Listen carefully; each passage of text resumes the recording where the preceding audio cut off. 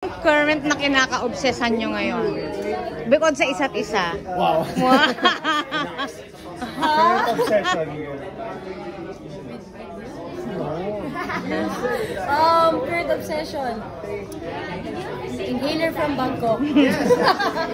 Parang ang nanay mo. Nakakalula. Nakakita.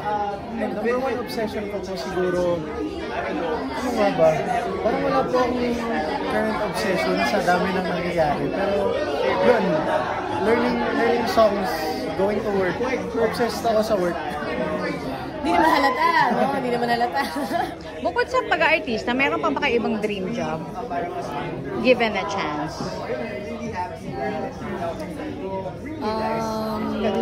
Psychologist. Talaga?